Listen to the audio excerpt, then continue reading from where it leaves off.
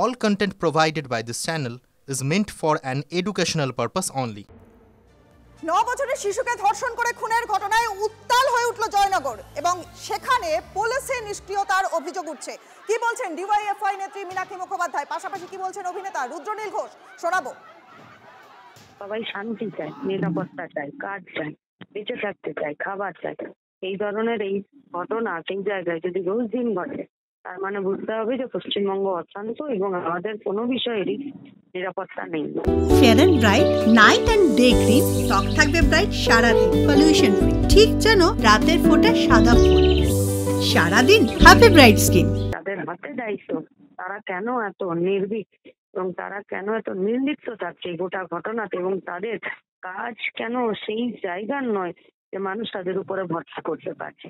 ফলত পুলিশ প্রশাসন এদের উপরে মানুষের ভরসা নেই এবং অপরাধ প্রবণতা বাড়ছে।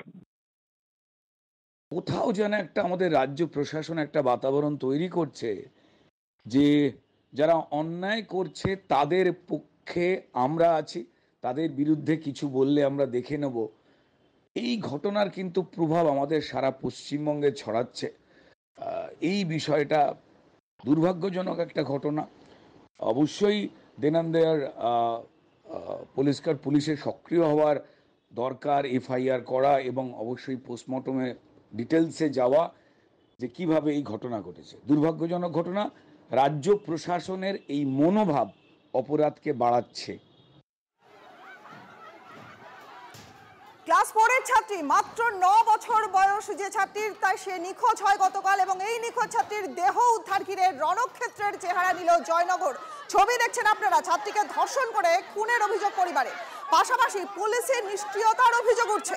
জয়নগরের মহিষবাড়ি ফাঁড়িতে ভাঙচুর, আগুন, বাইকে আগুন, পাশাপাশি পুলিশকে মারধরের অভিযোগ ওঠে প্রথমে গ্রামবাসীদের বিরুদ্ধে, আর এখন পুলিশই নেমেছে অ্যাকশনে। সকাল থেকে কাঁদানে গ্যাস চালু করা হয়েছে, পাশাপাশি ঝাঁটা উঠিয়ে প্রথমে পুলিশকে তাড়া, লাঠি হাতে চড়াও হলেন ক্ষুব্ধ গ্রামবাসীরা। রাস্তা অবরোধ করে বিক্ষোভ, সুবিচারের দাবি তোলেন সেখানকার মহিলারা। জনরোষে প্রথমে পিছু হটতে বাধ্য হয় বারুইপুরের এসডিপিও। বিক্ষোভের জেরে প্রথমে লুকোতে বাধ্য হয় পুলিশ, পাল্টা এবার কাঁদানে গ্যাসের শেল ফাটালো পুলিশ। টিউশন থেকে বাড়ি ফেরার পথে নিখোঁজ হয়ে যায় ওই নাবালিকা।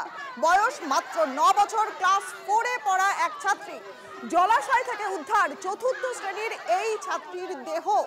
নাবালিকার দেহে একাধিক আঘাতের চিহ্ন মিলেছে, পাশাপাশি ঘটনায় জড়িত সন্দেহে এক যুবককে গ্রেফতার করেছে পুলিশ। নাবালিকা মৃত্যুর ঘটনাকে কেন্দ্র করে উত্তেজনা এতটাই পৌঁছেছে যে আমরা দেখতে পাচ্ছি যে একেবারে এই যে মহিষবাড়ি ক্যাম্প রয়েছে, সেই ক্যাম্পে রীতিমতো গ্রামবাসীরা ভাঙচুর চালিয়ে সেখানে আগুন লাগিয়ে দিয়েছে এবং এই মুহূর্তে সেখানে এসডিপিও বারুইপুরের নেতৃত্বে বিশাল পুলিশ বাহিনী এখন সেই জায়গায় এসে পৌঁছেছে।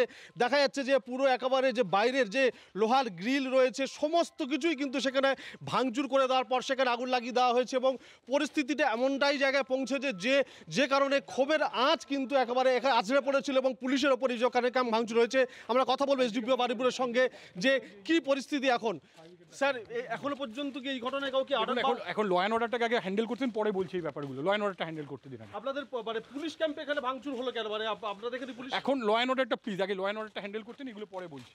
ফলে দেখা যাচ্ছে যে এসডিপিও তিনি যেটা বলছেন যে এখন এখানে যেহেতু একটা এখানে আইন শৃঙ্খলার একটা অবনতি ঘটেছে, সেই কারণের জন্যই তারা পরিস্থিতি সামাল দেওয়ার চেষ্টা করছেন এবং আমরা দেখতে পাচ্ছি, আমাদের ক্যামেরা পার্সনকে দেখাতে বলবো যে এখনো পর্যন্ত সেখানে ধোঁয়া ভিতর থেকে সেখানে ধোঁয়া বেরোচ্ছে এবং একেবারে ভিতর থেকে সবখানে আগুন, চারিদিক থেকে সব জিনিসপত্র সেখানে পুড়িয়ে দেওয়া হয়েছে, বাইরে সেখানে পুড়িয়ে দেওয়া হয়েছে, বাইকে আগুন লাগিয়ে দেওয়া দেখতে পাচ্ছি যে বাইক পুড়িয়ে দেওয়া হয়েছে এখানে। এবং এই যে ক্যাম্প, এই ক্যাম্পে জয়নগর থানার যে মহিষবাড়ির যে পুলিশ ক্যাম্প, সেই ক্যাম্পেই মূলত গ্রামবাসীরা তাদের ক্ষোভ কিন্তু এখানেই আছড়ে পড়ে এবং এখানে পুরো গোটা যে পুলিশ ক্যাম্পের সমস্ত ঘরগুলোতেই সেখানে আগুন লাগিয়ে দেওয়া হয়েছে এবং বলা যেতে পারে যে একেবারে তাণ্ডব চালানো হয়েছে এবং তাণ্ডবের ছবি কিন্তু এখানে স্পষ্ট এবং আমরা আশেপাশ থেকে সেখানে কিন্তু বিভিন্ন আওয়াজও শুনতে পাচ্ছি এবং একদিকে গ্রামবাসীরা এসে অন্যদিকেও কিন্তু পুলিশ কর্মী। এই রকম পরিস্থিতির মধ্যে থেকে কিন্তু এই জয়নগরের মহিষবাড়ি যে পুলিশ ক্যাম্প এবং সেই ক্যাম্পের তাণ্ডব রয়েছে, দেখতে পাচ্ছি ভিতরে সমস্ত কিছুই সেখানে ভাঙা পড়ে রয়েছে। সব মিলিয়ে জয়নগরের এই যে মহিষবাড়ি পুলিশ ক্যাম্প, সেই পুলিশ ক্যাম্পে জনরোষ কিন্তু আছড়ে পড়েছে, যে কারণে এখানে ভাঙচুর এবং অগ্নিসংযোগ চালানো হয়েছে। জয়নগর থেকে অভিজ্ঞান নস্কর, TV9 বাংলা।